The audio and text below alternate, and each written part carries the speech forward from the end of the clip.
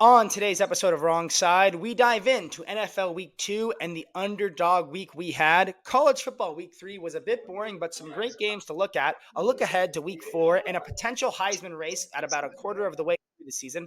A live topic with our co-host who's subbing in for the day. And then our clutch moment of the week, followed by Outside the Line. In a world full of champions, we find ourselves on the wrong side.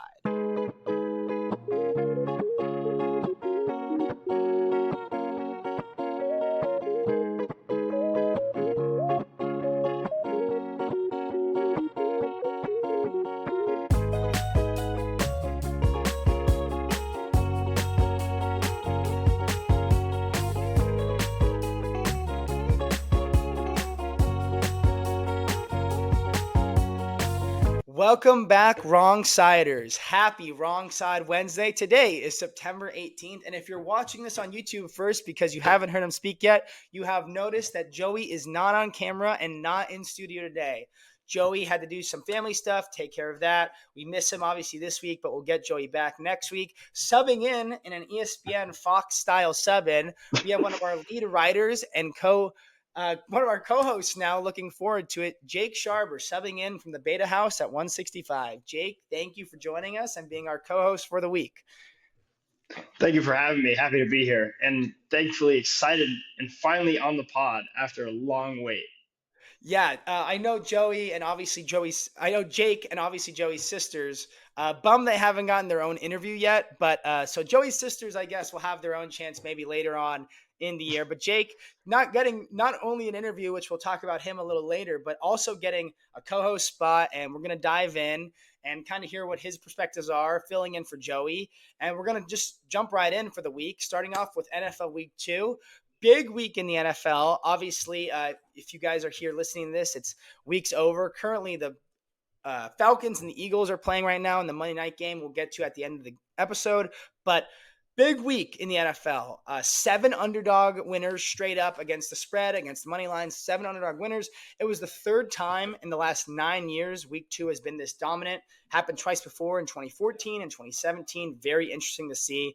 Obviously, the Cowboys and the Bears ended up on the wrong side. Jake rocking his Seahawks hat. He's happy at 2-0, but Joey and I now miserable in 1-1. But we're going to dive in. We're going to start with Thursday night's game. Bills-Dolphins. Jake, what were your thoughts of Bills-Dolphins game? Obviously, pretty big headline with Tua, but what were your thoughts on that one? With Bills Dolphins, I watched almost all the game. I was at a day party on Thursday, so it was a little tough to watch the entire game. But watching that game, first things first, the Bills just continue to dominate on offense. Josh Allen didn't play as much hero ball this week, actually. He kind of trusted his players a little more. And it was kind of surprising, going off of last week, I thought he could continue with the hero scene, but he didn't this week. Dolphins Devon A-Chain, great week. If you had him in fantasy, A-Chain. Great week of fantasy. But I think they're in a little bit of trouble now. Prayers up to Tua. Hope he gets better soon. Kind of a scary situation. There's possible talks of retirement, but who knows? I don't think he's going to retire. A lot of guys think he should. This is his third possible concussion, I think it is, if I'm not wrong. Third possible concussion. So these are life-threatening possible injuries. So I think maybe he has to look at life after football. Yeah, I saw really it was sad but pretty touching. I felt like on Good Morning Football on the NFL Network. I don't know if you saw that, but it was Manti Te'o who's related to him, who he had a nice speech about it, basically saying he knows where they're at, he knows how they're feeling with a lot of certain things, and it's tough. And I think as Tua being a father of 2, having his family, stuff like that, it's a little scary and a little concerning. I will say that in the aspect of Miami, I don't really know what Skylar Thompson's going to bring to the table for them. I know he was not good in the playoff game, and they did sign Tyler Snoop Huntley to their practice squad today. So going to be interesting to see if that works. But like you said, A-Chain, he had a great fantasy day. They were kind of struggling in the running back spot to begin with. Mostert was hurt. A-Chain was questionable up until the game. And Jalen Wright, they didn't even seem like they trusted him down 20 points. But A-Chain stayed in the game. Myself, TK Dean, Meg, a lot of people kind of were rolling with A-Chain, taking that gamble. And that first drive, he gets the receiving touchdown, which was huge to see. I think, exactly. A-Chain was great game this week. I had him in 4, I think, or 5 leagues this week. Wow. He averaged, I think, between 28 and 30 points, depending on the scoring for each league. That Sure. receiving touchdown was huge. I was going pretty nuts when he scored that. But I got my team rolling for the week after a rough week of fantasy football last week, going 0-5. So he definitely Wow. kickstarted my team for the week, and I think that really definitely put it in the right direction. But I think I personally think they should sign Ryan Tannehill back again, Oh, okay. I know that was in discussion. I'm or not or big on even Tannehill. or even possibly, I mean, he should have waited out because now he's just sitting on the bench in Indianapolis. Joe Flacco should be a Dolphin. Should be a Yeah, Dolphin. Flacco could get a call. I don't think he will. I'm kind of shocked that they went after Snoop. I know the Browns really do value Jameis. I thought Jameis's name was going to be at the top of the list, but I got a different backup from Cleveland. But will be interesting to see Tyreek and Waddle owners. I'm kind of concerned for them. I think that's going to be a Non-existent. They mess, were non-existent non-existent, this and past it's week. going to be, I think, moving forward. But definitely something to monitor. And like you said, prayers up to Tua. We'll see what happens there and go from there. But the next game, looking at now, we've made it to Sunday after Thursday night's game. Personally, the biggest upset I think of the weekend, the biggest spread of the weekend, Raiders over the Ravens. The Ravens now starting 0-2. Kind of interesting to see. Justin Tucker has gone from an elite 50-yard field goal kicker to probably one of the worst in NFL. Unfortunately, he's won for his last 8 or 9. It's not One, looking good. And they were up 10 in that fourth quarter and lost. I mean, the Raiders, I know Antonio Pierce has them well, but Max Crosby looked good. Obviously, Devontae Adams had the Michael Jackson style catch on the sideline. But he 0-2 did. heading to Dallas. They have a must win in Dallas next week. Obviously, we'll get to Dallas later, but a must win for Baltimore. And Vegas is rolling. They maybe aren't as bad as people thought. I think, yeah, Vegas looked pretty good. Minshew mania. Cooking up there in Vegas. But really, how long can that luck keep rolling for them? I think Baltimore. Tough 2 weeks. I think that they really should have. I mean, Lamar's fumble was a huge loss for them this past week, and that I think they really lost that game because of that fumble, and they had a tough time kind of moving the ball a little more. Derrick Henry, not as much progression as he wanted Horrible, to this week. horrible. I mean, I have him in one league, and that kind of hurt me. But shout out Zay Flowers, big week from him. He had a Okay. great week. I think that Baltimore going into Dallas. I hate to say it, but I think I want to take the Cowboys in that one. Yeah, I mean, like I said, we'll get to the Cowboys later. I think they're definitely in a must-win situation. It's crazy that they're 0-2. The Bengals are 0-2, which we'll get to later. Steelers are 2-0. Browns are 1-1, and the Ravens, even though they're 0-2 in last place, they still have the best odds to win the division, which is kind of crazy. But will be interesting to monitor. I think their run game might gut Dallas on the ground, especially after seeing what Kamara and the Saints did to them. But we'll see. But that's really the Ravens game. Next game, Browns Jags. Obviously, you're still out there in Browns country in Columbus. What were some of your thoughts on the game and how it went? My thoughts. I got too many thoughts on this one. Justin Fields No, surprises me this week. Browns Jags. Oh, Browns Browns Jags. Jags. I'm sorry. Browns Jags. I'm sorry. Browns Not Steelers Jags. Broncos. Sorry. Browns Jags. I'm sorry. Trevor Lawrence was pressured too much. I think. Off. I think Off. the offensive line was terrible.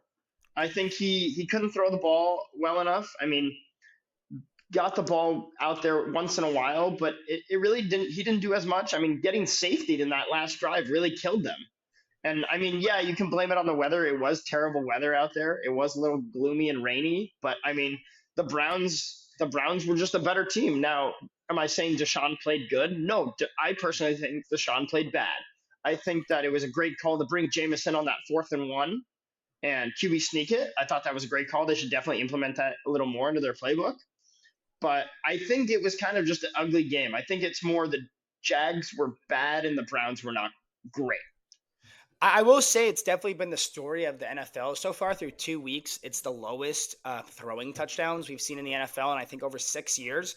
But Deshaun, he played. I think he played much better than obviously against Dallas. I think the Jacksonville defensive line is not as good, but I will say that under 200 under 200 yards. I will say that that's okay. There's been a lot of quarterbacks who have been winning with under 200 yards. He made some plays. Amari had some drops, which I was kind of shocked to see, but I'm not willing to say the Browns are back just yet, but they have the next 3 weeks, 3 very winnable games. Giants, Raiders, Commanders, 3 very winnable games where they could land 4-1 heading into the second week of October, which is something to monitor.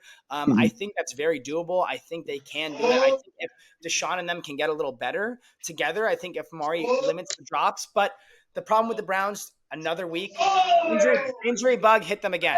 The injury bug has hit them very poorly, and I don't know what's going on there, but Injury bug something was definitely to there. consider. No Njoku, right? There was no Njoku Yep, this no past week. Njoku, and then I know David Bell got hurt too, and definitely going to be Right. something to monitor. But these next 3 weeks, I don't think you need to be at full strength. As long as they can protect Deshaun and Deshaun doesn't make any costly turnovers, they should be fine. Are you?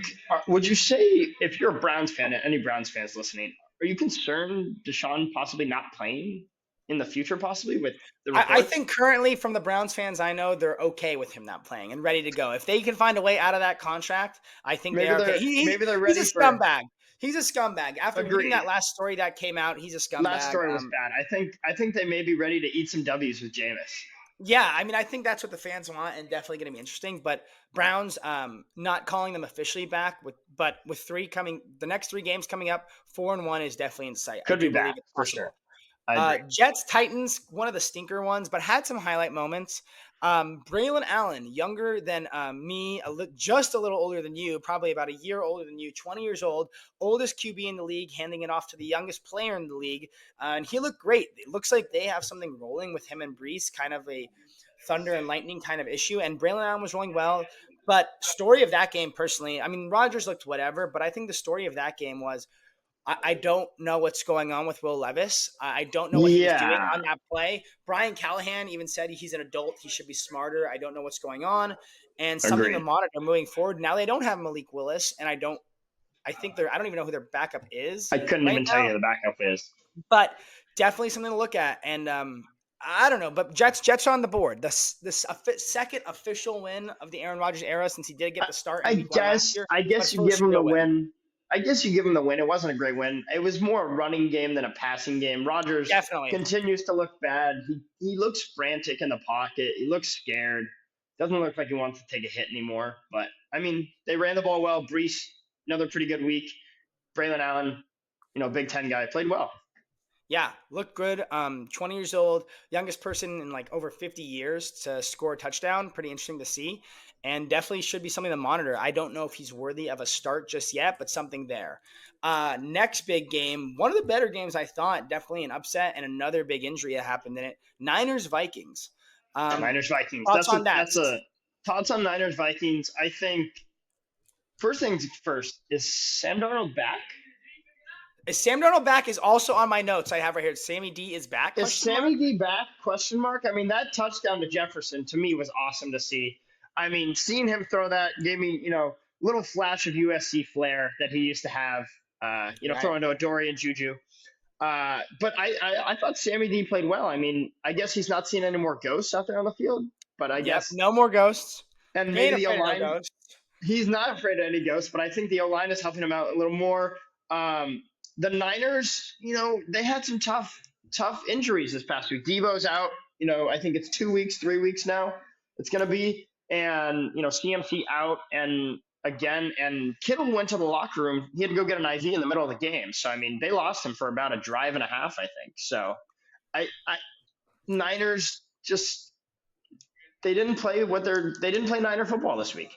Yeah, they were the much better team, I thought, even without CMC, especially after Jordan Mason's performance in Week 1. But Exactly. the Vikings look like they're not playing poorly. They're 2-0. Sammy D looked great, I will say.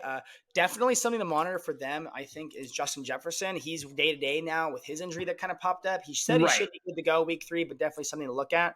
But for the Niners, I'm sorry, we will see what really Brock Purdy is made of these next couple of weeks, in my opinion. I think he's never really been without many guys at one time. There was a time last year where he didn't have Trent Williams for a couple games. He didn't have Debo, but he had Right. CMC. Right. He had Kittle. He had Ayuk.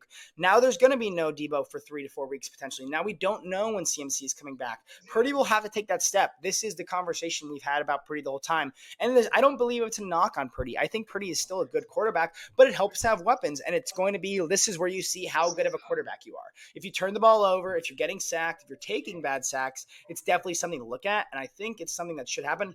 But I'm calling it now. It's the September 18th episode. The Cowboys don't play the Niners till week 8, but I'm fully expecting everyone to be healthy for that Of game in course. San Francisco, and they'll take Dallas down with these. So I'm calling it now, but Ooh. definitely No something. faith in your team?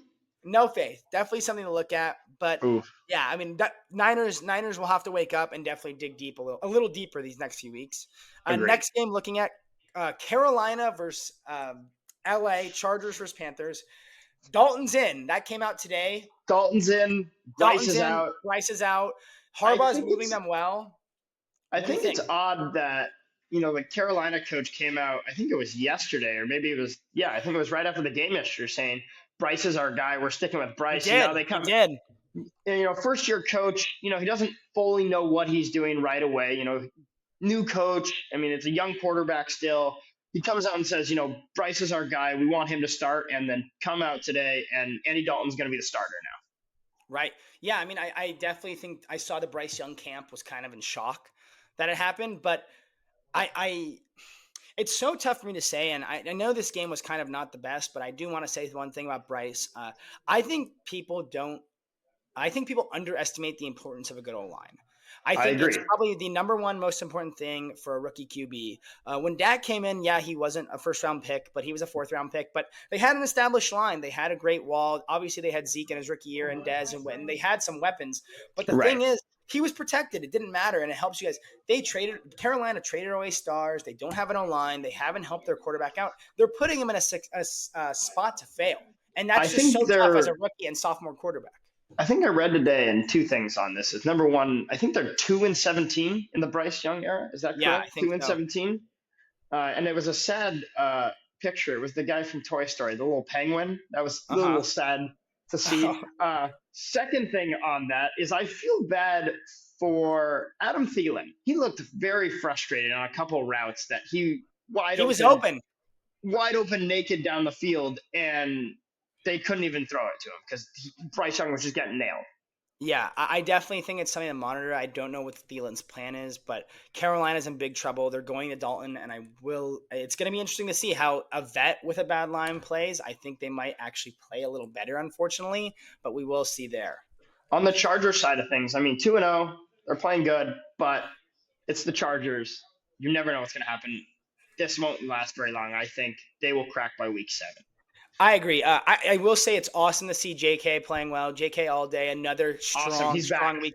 Over 100 yards. First one to do it since LT when he was younger in the Chargers. Awesome to see. I hate rooting for Harbaugh, obviously. We both do, and obviously Joey does as well. But he's using the Harbaugh way to potentially help JK and help Herbert. He's got 2 anchors on the side of his lines with Slater and they're playing really well. Very interesting to see. Something to monitor. I think with the slide of the Bengals and the Ravens, it's a good start for the Chargers if they're trying to sneak in. But I don't know like you said, it could fall apart very quickly. They'll fall apart. They always do. Next game, quick one, sleeper game, I thought. Giants, Commanders, the Siebert 7, I call it. Austin Siebert. It was battle of who made the more field goals. I think that's what it was going to end up being. Yeah. It was bad, ugly. Jaden Daniels, okay, but I hear he's a great handoffer, though. Yeah, he's a great handoffer. He can hand the ball off really well. He can, yeah. I have heard that as well, and but yeah, I don't know. I think New York's in trouble. I think they're in big trouble. I think it must be detrimental to, in my opinion, watching. Are they 0-2? Are they 0-2? But it's watching. Here's my. I'm looking at it now. Saquon's 14 for 72, averaging 5 a carry. Oh my gosh, that's tough. I think my take on the Giants right here. They will not win more than 4 games. That's my take right now. They're not going to win more than 4 games, and I'm going to say, Shedeur Sanders, you are a New York Giant. Wow, calling it early. Calling it early. Hey, Dion said he wants him to be the number 1 pick. The Giants are going to have the number 1 pick. Sorry, Quinn, you won't be the number 1 pick. Wow, love that take. I love that take. But yeah, definitely something to monitor. Hopefully, the Cowboys can at least beat them when they play them, but we'll see. Next one, big game of the weekend. I thought one of the better ones, especially playoff rematch. Two straight playoff rematches for the Lions. Bucks Lions. Ooh, Hutchinson was eating in the first half. I saw he had 5 sacks, but he not did. enough. Baker played well. The offense keeps playing well. It's very nice to see. I love watching Baker succeed. It's awesome. But the Bucks are 2-0 and the Lions are 1-1. And I don't know what Amon-Ra's situation is. And I think they might be in trouble as well. I think this is crazy because outside of the Chiefs, a lot of the good teams are kind of parity right now. 1-1, 0-2, kind of interesting to see, and going to be very fascinating to keep an eye on the rest of the way. I think the Lions. It was just an off week for them. It's not nothing. It's nothing against the Lions. Goff just didn't throw the ball as well as he probably could have this week. Uh, Amon-Ra, I think he'll be okay. I know he had that little injury. I know. I think you read it was like day to day, possibly. Uh, could be a game time decision, by the way, on Sunday when they play. But I think they'll be fine. They just got to be able to get Laporta into more touches. He was non-existent again this week. I think him and Ferguson and Kelsey. I think all like the top 5, 6 And tight ends that McBride. went. McBride was McBride non-existent kind has of this one week. touchdown, but it was a fumble that he recovered in the end That zone. doesn't count. I don't count Yeah, that then. but But yeah, nobody's really getting them. Like nobody's but getting on them the balls. And Buccaneers side of things, yes, it makes me happy to see Baker succeed. I like that. He got that.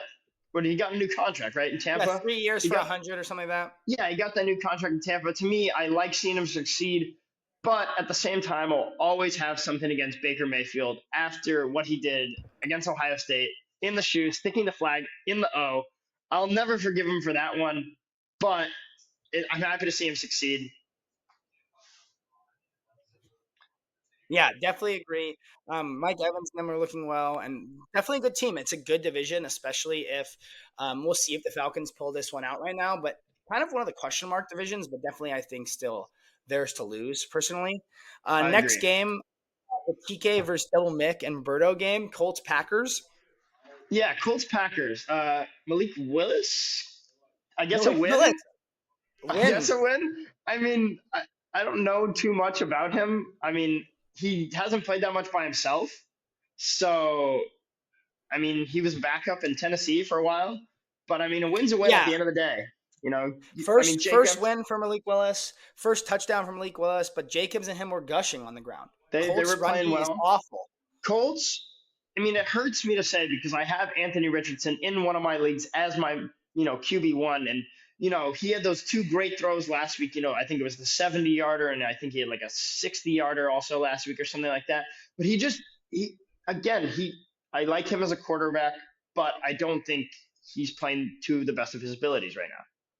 Yeah, I mean, you're really seeing the developmental part of him. They said he was a project QB. They said, and we've seen it 2 weeks in a row that his One hundred completion rating percent. isn't high. Now, I'll give him a little benefit of the doubt this week. There were a few drops from Indianapolis There receivers. I'll give him were that. for sure. But bad pick, and I don't know. I think 0-2, and I know Buckner got hurt at the end of the game, and He Pierce, did. and they have some guys that are a little banged up. Downs was out this week, but Seems the like to me Michael Pittman is non-existent right now in that Michael offense. Pittman, I think it's big trouble. I have him in one league, and I thought he would still be the guy. He's not. I don't know what happened there. I personally think Michael Pittman could possibly be on the block soon. If they're not going to use him, why not trade him away and try to go get a little value for him? A little trade, early week 2 trade would be Why not? crazy. Why Are not? they gonna ship him to Miami with Flacco? Are they gonna bundle them No, they're together? not gonna they're not gonna bundle them together. But I could see him going somewhere else. I personally think that if they're gonna use, is it Pierce? Is that the receiver Yeah, Pierce? And is I think there's one other guy. I don't know who AD the other. Mitchell and 80, yeah, Downs is hurt this week. Donnie Mitchell and the other guy. It seems like they have this young group. They're kind of phasing Pittman out. I know they didn't sign that new contract. I don't think. I don't think they signed a new contract. So why not trade him? Get a little value. Interesting. All right. I can't wait for Tanner to hear that one. He might go ballistic. That's fine. Next game, Rams Cardinals. Rams Um, Cardinals. I well, have a lot of things to say. Rams Cardinals. First of all, I'd like to say congratulations, Marvin Harrison Jr. First touchdown after last week. That was rough, but I like Marvin Harrison Jr. 2 touchdowns this week for the fantasy team. Also, though, I like how he took accountability for a couple, misses that Kyler had to him. Or incompletions were 4 He targets. took fault for it. He took fault for it, and I think that was awesome. I also think kind of Trey McBride non-existent, not there. I need the points from him. But on the Rams side of things, they're in big trouble. Cooper Cup out, Puka Nacua out. They don't got much. I mean, the only guys they're going to throw to is what Tyler Johnson and Kobe Parkinson, Corey Parkinson. I Yeah, don't yeah, know the Parkinson, tight and they end's have name. Demarcus Robinson, I think, who's now, I guess, their main guy. Right. Um, And I guess what? They're going to have to throw Kyron Williams and take him out of the punt return and to have him still on the field on offense, I guess. maybe. I will say you sent me a stat. I'll read it now. Cardinals wide receiver Marvin Harrison Jr. became the first rookie with at least 4 catches, 2 touchdowns in a first quarter game since his dad in 1996. First receiver to do that. Kind of crazy. Cool Marv Senior stat. I think you hit it on the nose. Rams, they are in trouble. A lot of injuries so far through 2 weeks. But the Cardinals look like they might be exciting. Kyler looks like he's throwing the ball very well. He's finding Marv a little better. McBride, obviously, had the accidental touchdown. But Connor's running the ball well, too. I don't He know is if running they the are ball well. they are going to be in the mix. They were beating Buffalo in week 1, so they're not a bad team and No, definitely they're something to not. look at. But we'll see there. Coming down to the last little tail end of games, Steelers, Broncos, ugly wins again. Ugly Ugly wins wins again. again. But I will say Fields looked a lot better, made some great throws, protected well, didn't take that many sacks through 2 games, no turnovers. He's 2-0. He's thrown some touchdowns. They're looking well. Broncos are in trouble. Bro Nix is not good. I'm It's sorry not. to It's say it. not good. I'm sorry. Sorry, Carter. Sorry, Carter. The Broncos are in trouble. You guys, I mean, I get it. You were very excited about Bo Nix, and he played great against Seattle the previous week. They were there for a second, but we still took it over. I think the Broncos they're in trouble. They have Yeah. they'll have the Chiefs twice. They'll have the Chargers twice. I mean, in the way the Chargers are playing and the Chiefs are playing, that could be 4 losses right there on your record.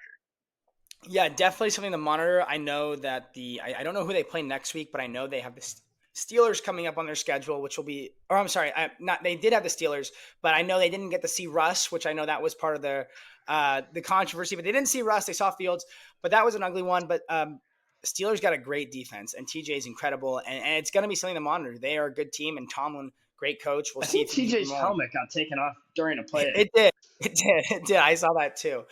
Bully ball. He's Jerry's best friend, so we'll see That's there. for sure. Exactly. Now we got 2 more games before we go into our games. Bears, Seahawks, Cowboys. Obviously, those 3 will be last. But last 2 games. First, we're going to do Bengals, Chiefs, game of the weekend. I personally think. First off, what were your initial thoughts after the dust has settled? Thoughts on that game?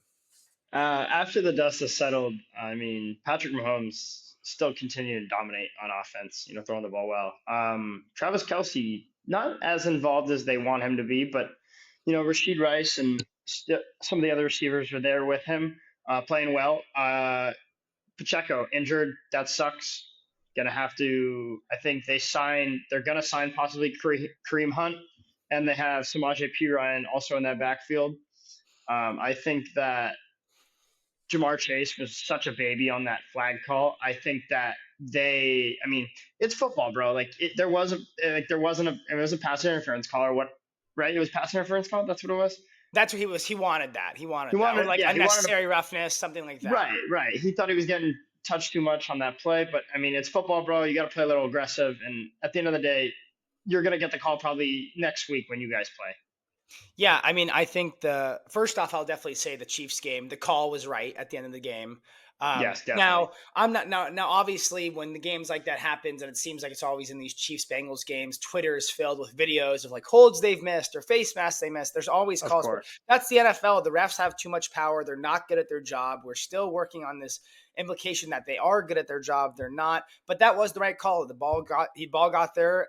He got there early. It was PI, and the Bengals now sitting at 0-2. Cam Taylor-Britt with an incredible one-handed interception was play of the weekend. I That thought. was play of the week for sure. Worthy was miserable, I will say, and not fully Nowhere. miserable, but 4 points. Obviously, called him out before, and he got the pick on him. But Chiefs keep rolling. I will say about the Chiefs, they just did sign Kareem Hunt, and then along with that, they really, honestly, in my opinion, haven't played their best football yet. I think they've played B minus style football, but they're 2-0, and they now have the advantage on the Bengals and the Ravens in a tiebreaker.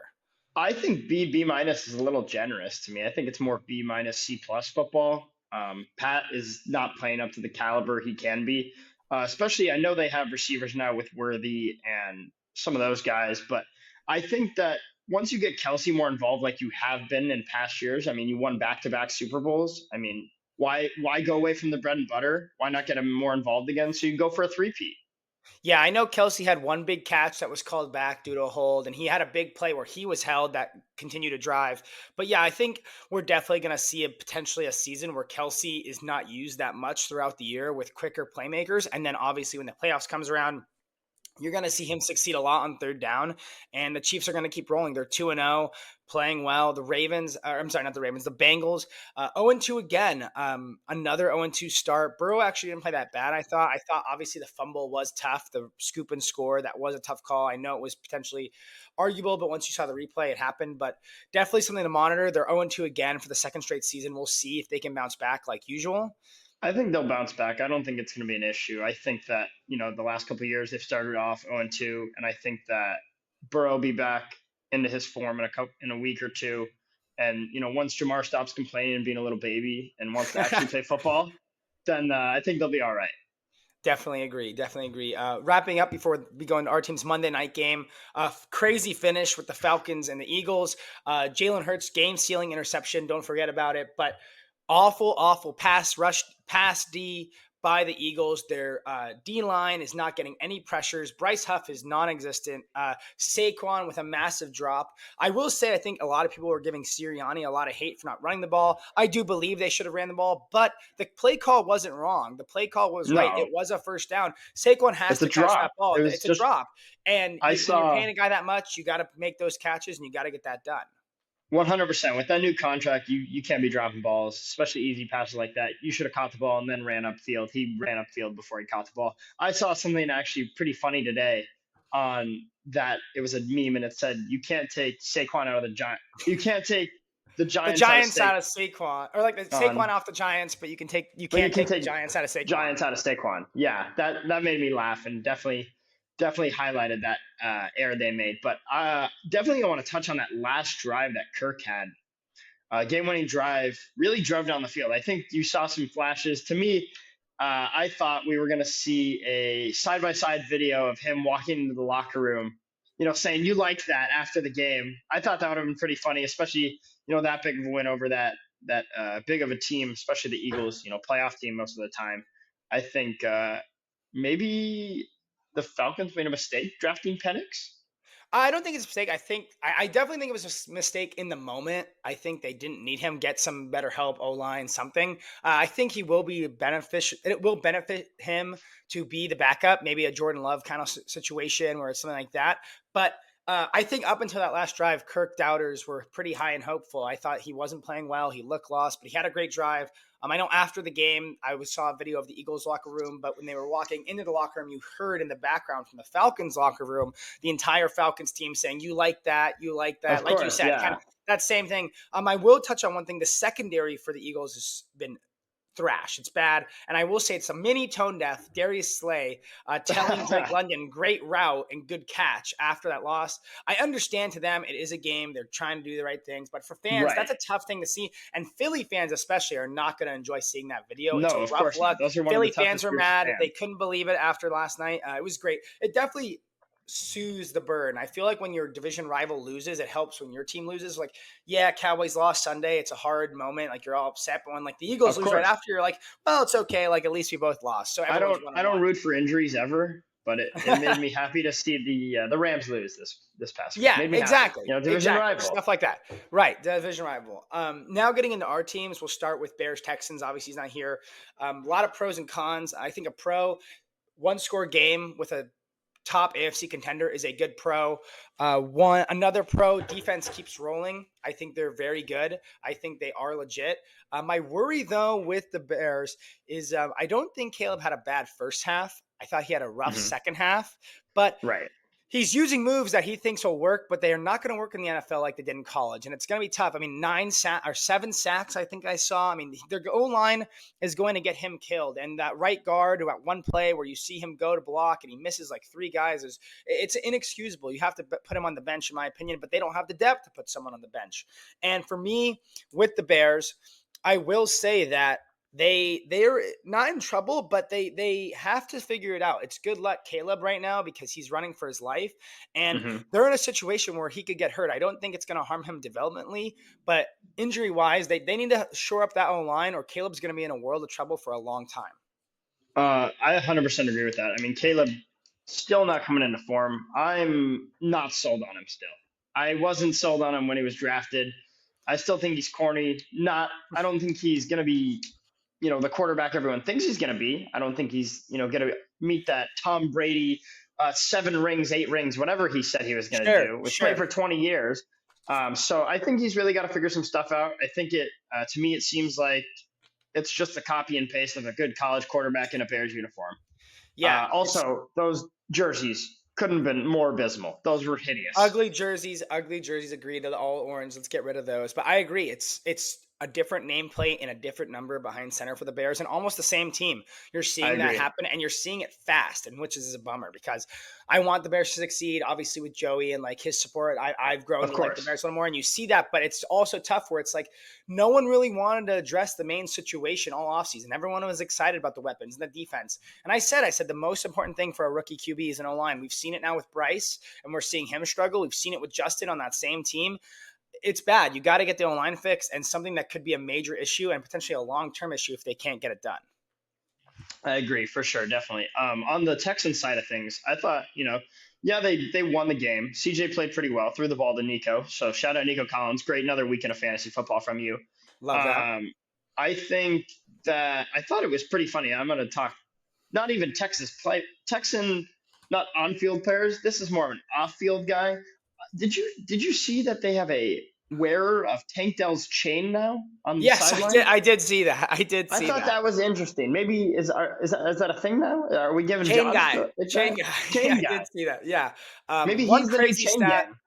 Maybe one crazy stat I did see. I forgot to mention about the game. It has nothing to do with the game or anything, but Mercedes Lewis, tight end for the Bears. He was drafted in the same round, same year as D'Amico Ryans, and D'Amico Ryans is now coaching the Texans, and Mercedes Lewis is still playing on Wow, the Bears. Cool graphic they that's showed on Sunday Night Football. that's quite a But graphic. Bears go to 1-1. Texans go to 2-0. Must win, I think, for the Bears coming up, and we'll see where they go from there. Next game, Seahawks. Let's do Obviously, it. big game. Played the Patriots 1-0 matchup against two teams. What were your thoughts, and how do you think they move on from here?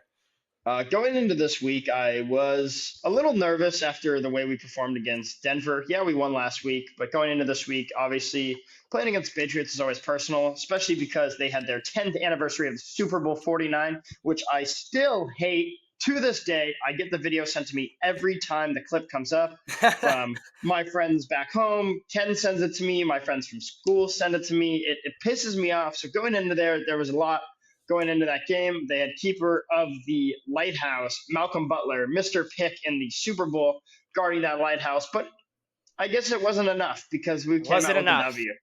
I thought JSN played amazing, broke his own reception with 12. I thought that was great. Gino looked exactly like he did last year this past week, threw the ball well. DK's 56-yard touchdown on the no huddle was a great call by McDonald. I thought that was a great call. I also think that obviously the defense has to tighten up a little. Those little checkdowns to Hunter Henry were kind of pissing me off all day. I think I yelled at least 5 or 6 times on that play. But other than that, I think win's a win at the end of the day. You have to tip your cap.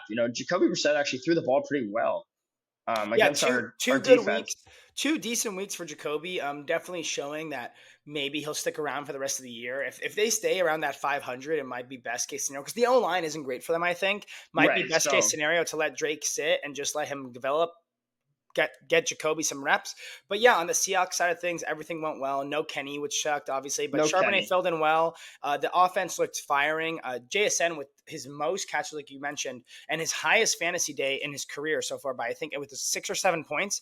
Unfortunately, he was on my bench. I sat him for Worthy in 2 different leagues, or I'm sorry, Right. for Worthy in one and Kirk in another. So, but the Seahawks offense is rolling. They look good. They're 2-0. Who do they have next? We got the Dolphins coming up next. I Okay. don't know off the top of my head if we're on the road or at home, but going in, obviously no Tua, so we got Skylar Thompson, but not going to discount him at all. Backup quarterback, but still want to play our defense, play our game, try to move to 3-0, going into the Lions in Week 4. Yeah, that'll be a big game. Definitely a good matchup to see, a contenders kind of matchup, Little especially in rematch the of the NFC. overtime win last week, Yeah, last year, exactly. last year. Exactly. So definitely going to be a big one to watch there. Wrapping up now, Cowboys Saints. It's Groundhog Day again. I'll say it every week until something changes. That will be my sentence for the years. It's Groundhog Day. It's a mentality thing. It's an effort thing. The defense was asleep. Kamara was destructive. Rashid Shaheed dominated. No pressures. The run D is bad. I saw one stat today, which was awful, that Dak Prescott on the pick when Jalen Brooks slipped.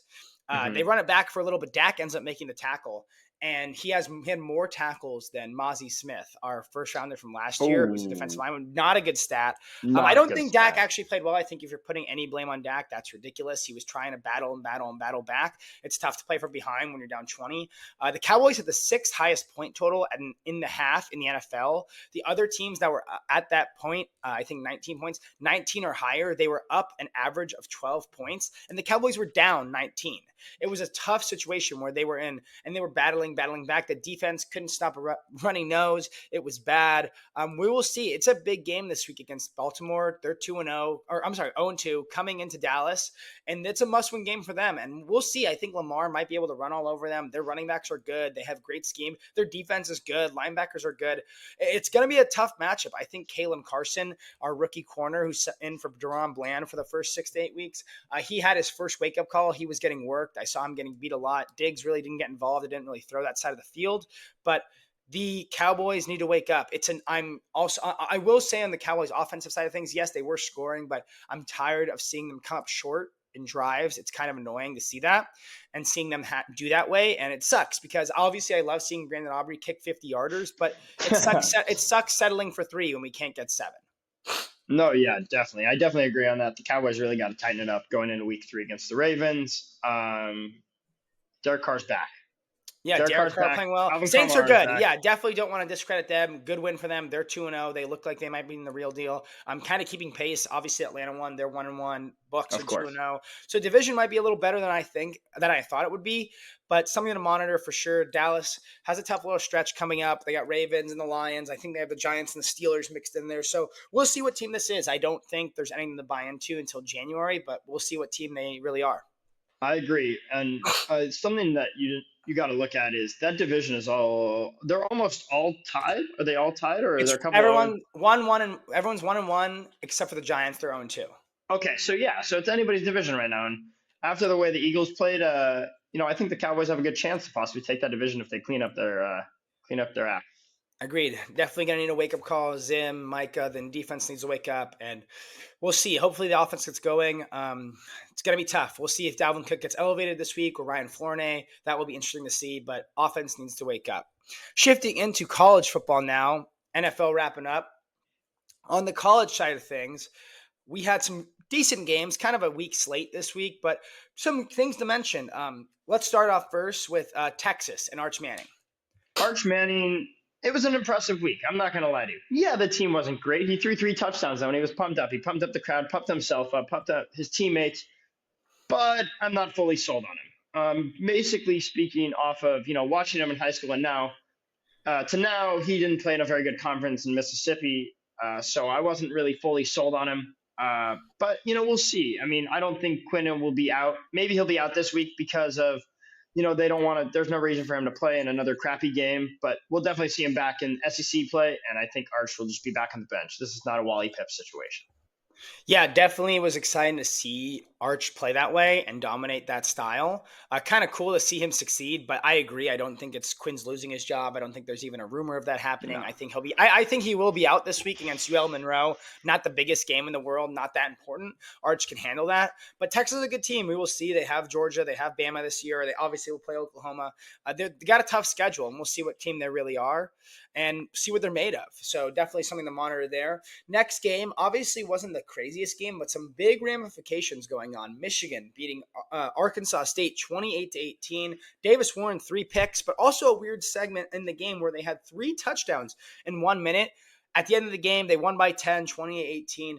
But Monday morning, Sean Moore comes out and say Alex Orji is going to be subbing in and being the starting quarterback for Davis Warren. He's in, but a big question mark on him and also on Colson Loveland, their best receiver, tight end. We don't know if he'll be active this week, but big game against USC and rough game last week. Where do we think we look at Michigan now? The way I look at Michigan, obviously, losing to Texas the previous week and then having Arkansas State this past week, I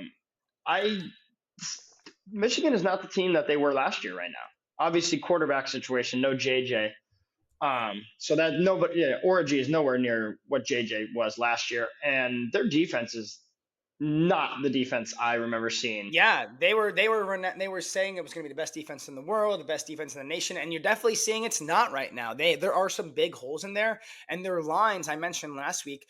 Their O line had over 180 starts together in the national championship. Now the entire O line has a combined less than 50, which is a Yeah, crazy number. The run game sucks. Orgy doesn't really throw the ball well, and this will be a real test for them with USC. USC's defense is much improved. It'll be very interesting to see if they can battle and how they handle here. If USC wins that game, I think USC is a Big Ten watch to potentially meet us in Indiana. But I don't know. I think if Michigan loses this one and potentially Oregon, they could be in a world of trouble coming into Columbus with 3, potentially 4 losses. I agree. I think they possibly will come in with three, potentially four losses. For this week's game against USC at the Big House, USC's first trip to the Big House in probably a long time, if they ever did some cross conference play. I'm going to take the Trojan this one. I very well see, I don't know what the kid, I think he's the running back, the kid who goes by Woody, named Woody Woody, Marks, I think. Woody Marks. I'm putting Woody Marks. You can book it right now. He's scoring at least 2 touchdowns this weekend. Oh wow, love that take. Okay, that'll be a game to watch. Definitely one of our for our week 4 preview. Next game from the weekend, sneaky game. Georgia Kentucky take down 13-12 in Kentucky. It was a big game, ugly win. Georgia now has a big bye week heading into Bama in 2 weeks. Where do you look at them? Was it a big win? Did they get lucky? How do you think they escaped that game? I definitely think I wouldn't say they got lucky. I mean, they are the better team at the end of the day. I think that Kentucky could have played a little. I mean, they played well. Don't get me wrong. They held them to 16 points. That was impressive in itself. But I think Kentucky did have some mistakes that kind of cost them some points. And I think that on the Georgia side of things, Carson Beck just probably had a slow week. I think he wasn't thinking Kentucky was going to come out and blow them out of the water. Like that, he didn't think they were going to come out and play as good as they did. But I think Carson Beck will be fine. But going into that Alabama game after this bye week, I'm going to take Alabama on that one. I'm going to take Milrow to win that game for him. Yeah, it's definitely going to be a big game. Obviously, the first Georgia Bama game with Kirby without Saban, something to look at. It definitely will be a big game. Probably Kalen DeBoer's biggest test that week. They routed 100%. Wisconsin in Camp Randall this past week, so it looks like they're kind of rolling on a hot streak. But definitely going to be a big game to monitor. Take your bye week. Let's see. Stop driving on the streets too fast, and we'll see what happens. Yeah. We're about a quarter of the way into the season. Before we look ahead to this upcoming week, quarter of the way into the season, we've gone 3 weeks. Right now, who's your Heisman favorite? You think? My Heisman Trophy winner is Jackson Dart from Ole Miss. Okay. Throwing the ball well, uses legs well. I think that Jackson Dart, yeah, I think he's third or fourth in the odds right now. So I'm taking him as my Heisman winner. He's throwing the ball well and finding uh, Prekerson, the tight Yep. end. Prekerson, he's finding him very well on the offense and his other receivers. So I think Ole Miss could definitely surprise some people and possibly, maybe win the SEC. I could see that possibly happening. Maybe a big surprise against Georgia and Bama, but I think I'm going to take Ole Miss possibly winning that SEC spot and Jackson Dart winning the Heisman.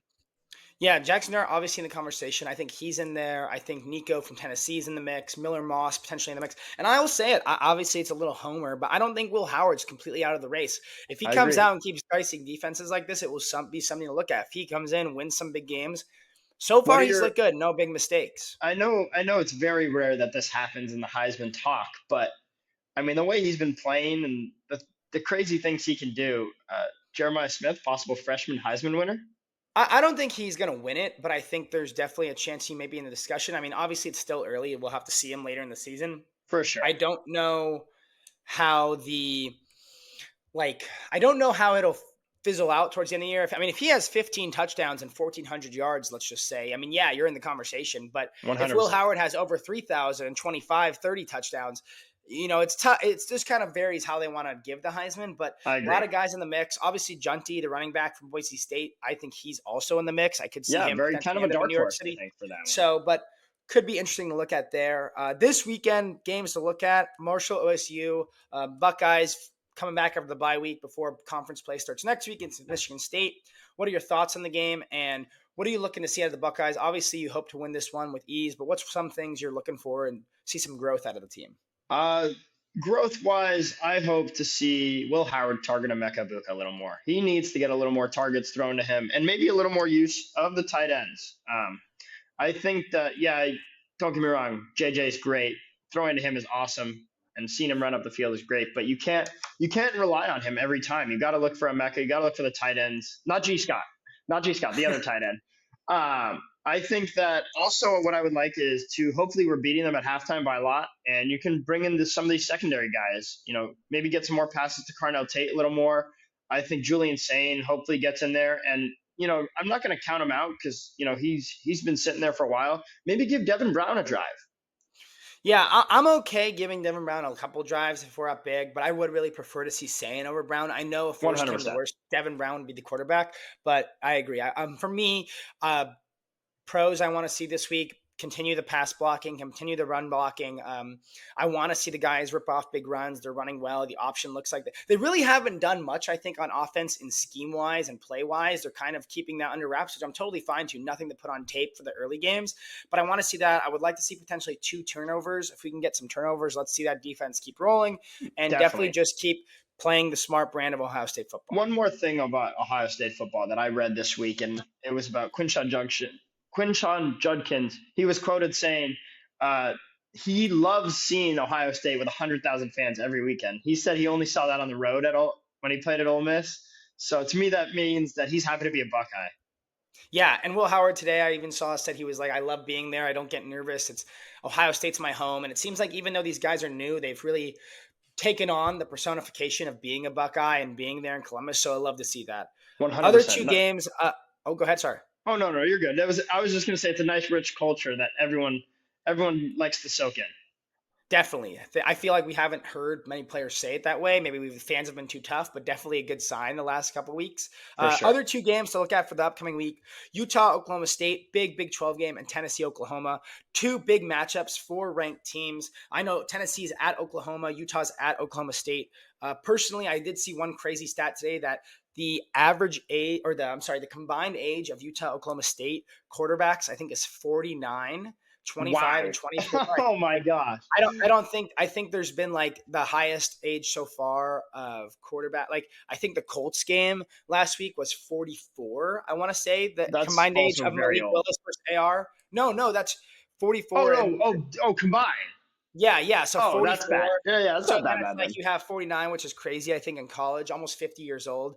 But definitely going to be interesting. Ollie Gordon from Oklahoma State. We'll see if he keeps rolling. Cam Rising. Utah's a good team. I actually think Utah's going to win this game, and they're going to start Big 12 play on the right foot. I'm gonna take the Cowboys in this one. I think Ollie Gordon Oh, runs. okay.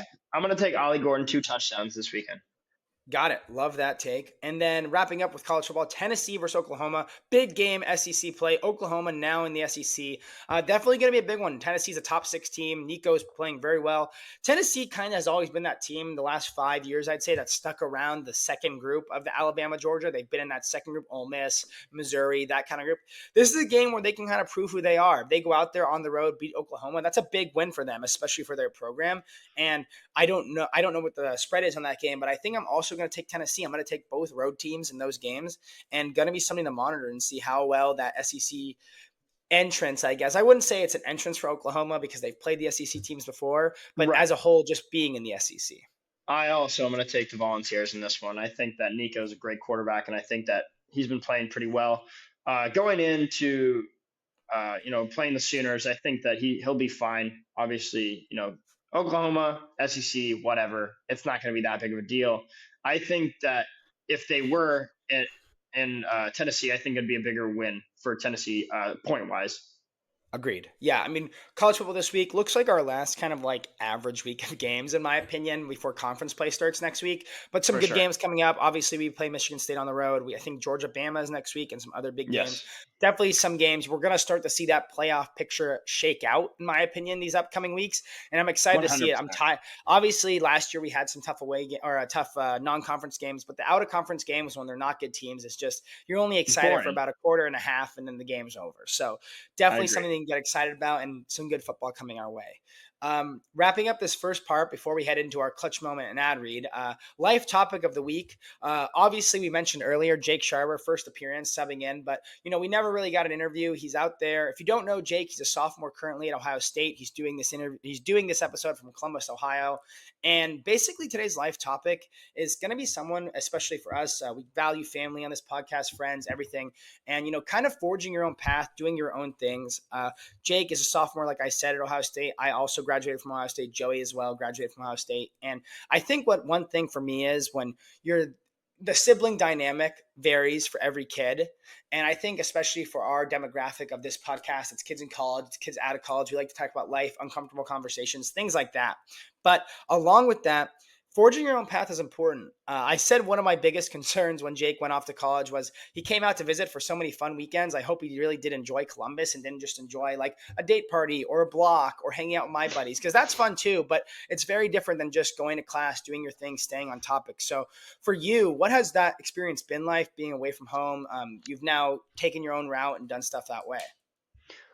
Yeah, I mean, being away from home is obviously weird. Last year and a half living on your own, you definitely learn a lot, and you definitely have to be a little more on top of yourself. I would say that you definitely have way too much time on your hands. I've had a lot of time on my hands, and I'm also not playing baseball anymore. Sadly, lost love for the game, didn't want to play anymore. And you can only work out for so long. So I've had to figure out certain ways to keep myself busy. Yeah, I think for me, like, when I went off to school, I still kind of had that itch for the game.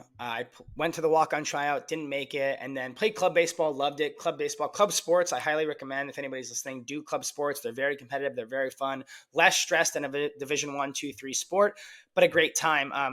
For you, like, obviously, you were very busy in high school. You were very involved, student body president, helped doing the mascot in high school. We were very involved in extracurriculars and APs and baseball and yada, yada, yada. For you, how has that adjustment been? Like you mentioned, you can only work out for so long, you can only be in dining hall, but like, how has that been for you? What have you taken upon yourself to grow without baseball? And has life changed a lot without the sport you played for so long?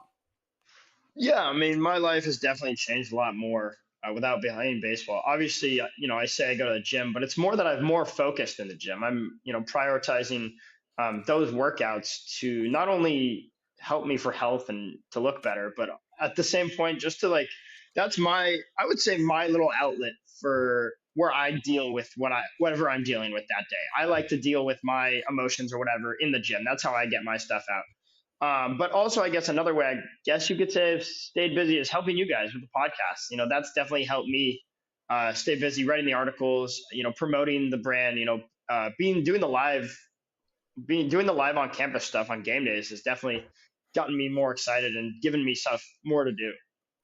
Yeah, no, that's great. Yeah, we obviously appreciate the help and you've been doing well. And that's great. The brand is growing slowly but surely. But from your aspect, from your point of view, being now at Columbus for a year and a half, what have been some of the pros you think? Some things you didn't really expect when you got to college. Obviously, you expect to go to class and you expect to go to game days and stuff like that. What have been some of the pros for you that you've really enjoyed and something you really didn't consider when you got there? I would say definitely surrounding myself with a good group of friends was definitely a big thing for me. Obviously, I have a great group of friends back home, uh, who I've known almost my whole life now, and they're pretty like-minded guys. They want to be successful in their life, so that was kind of a big thing for me. I've started with a small little group first couple weeks of school, and it's definitely grown within through beta, having some of those beta guys, get closer with them. But yeah, definitely a thing that I was looking for when I came to school was a good group of friends, and just to stay focused with everything. Definitely. I love that. Group of friends are great. Obviously, everyone we've met there, I feel like we kind of have the similar nature of like believing that they're a lot nicer in Ohio. I would definitely say you definitely don't expect 100% them like for sure. you expect them a different way, so that's great. But in the aspect of school and the everything, what are some personal goals you've set for yourself, whether this upcoming school year, in the next year? What are some things you look to try to get accomplished and forge your own way of going this next year at school?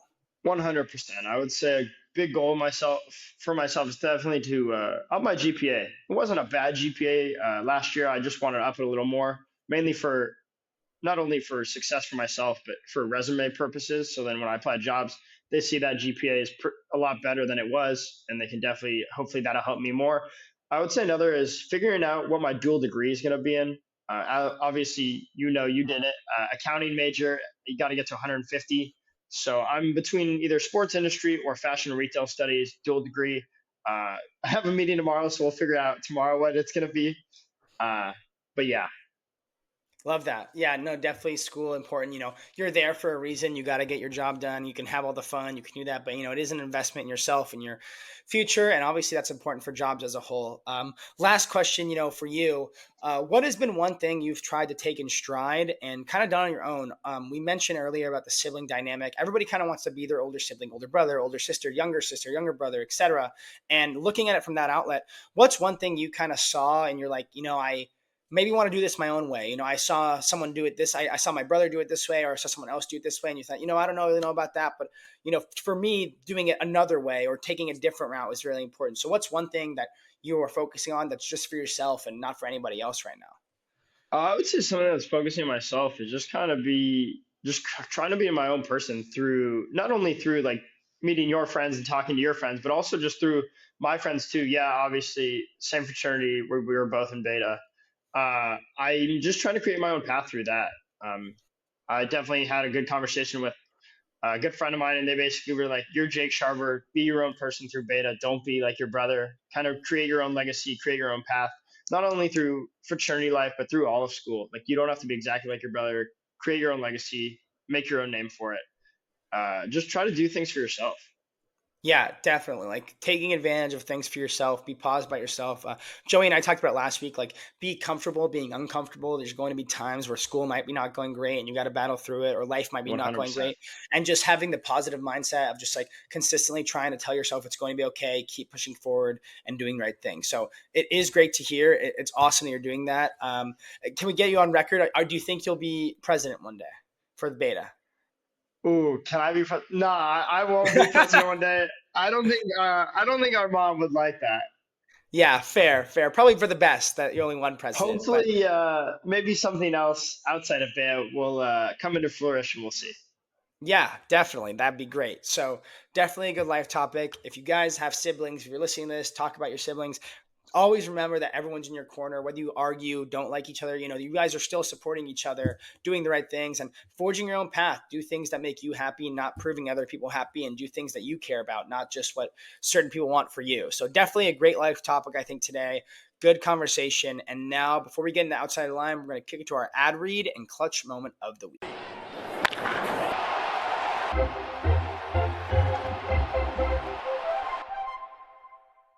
Clutch Memory is brought to you by Shore Metals, serving Southern California since 1970. Big enough to serve you and small enough to know you. See Stan, he'll help you out. Michael, who's your clutch moment of the week? My clutch moment of the week this week goes out to the ref on the Justin Jefferson touchdown. If you haven't seen the video, go check it out. He keeps up with those secondary, I think, probably better than them. He's with them. He's running with JJ, backpedaling to the end zone. He was fast. He was firing. Definitely a funny video. I feel like on the non-clutch side of refs, we've seen a lot of chain gain injuries. We've seen a lot of like guys running out of bounds, running into the refs. A lot of ref injuries so far through 2 weeks, which is kind of concerning. But a pro for the refs, I know I did dog on them earlier, but a pro for the refs is that ref clutch, keeping up with speed, kept up with Jetta's very impressive. So very cool to see. How about you? Clutch moment of the week. I got two clutch moments from this past week. Number one goes out to the bartender at Okay. Standard Live. They gave us the $2 double deal during our day party. When I walked up, she said, "Oh, do you want the $2 double deal?" I said, "Deal. Keep a tab open for me." So Love that. clutch moment for her. And then also, second one, shout out to my English teacher last week. She put us on Zoom for 2 classes in a row. Honestly, that was huge. Gave me more time to do other work and kind of, fool around with my fantasy team for this past week. Love that. Yeah. The asynchronous classes are the ones where like, oh, I can't make it. Let's just do Zoom. I've been so clutch. I feel like in the last few years, obviously it It's happened a little huge. towards the end of my college time, but now it's your kind of your world now with Zoom and online virtual stuff. So it happens more often. But yeah, shout out to the standard bartender, shout out to the English professor for online class, and shout out to the ref on the Justin Jefferson touchdown. Now to outside the line.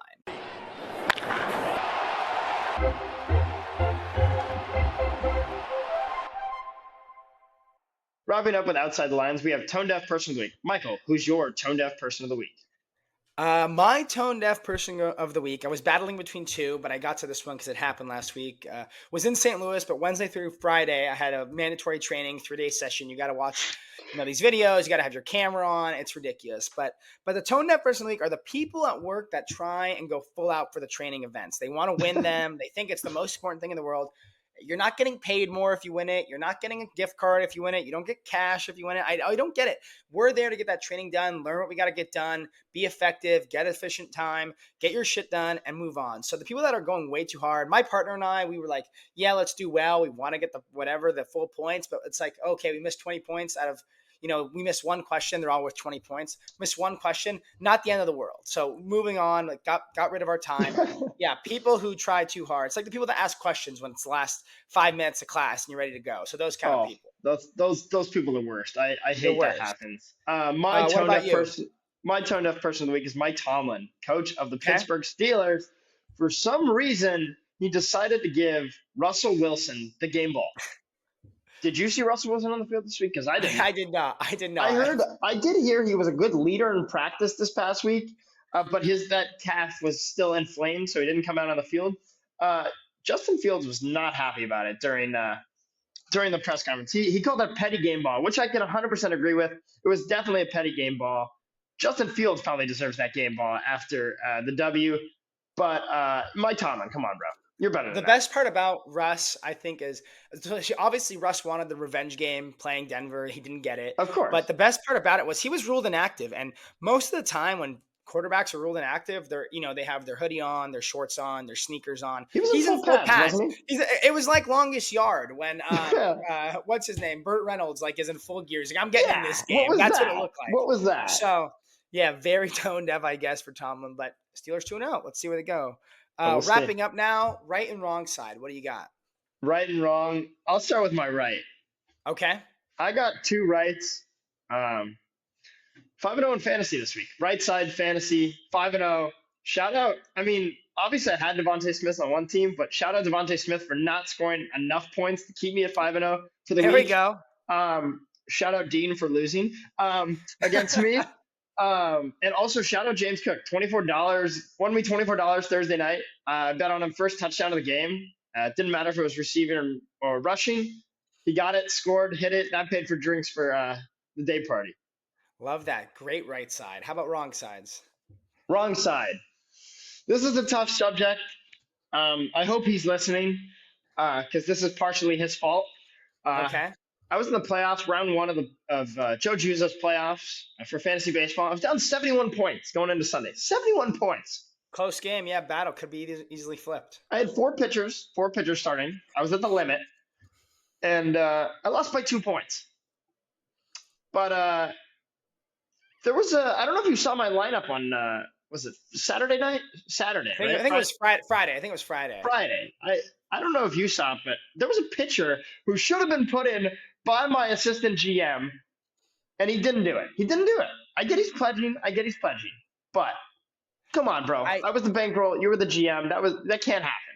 Woodsy messed it up on the staff. I did see that because you added him Friday morning. It's not like he was like on your roster and you forgot to add him Right. in. I You agree. added him Friday morning and just didn't put him in. So definitely something to monitor, but that's a brutal loss, especially losing by 2 points. And he had 42 sitting on the bench. So brutal wrong side.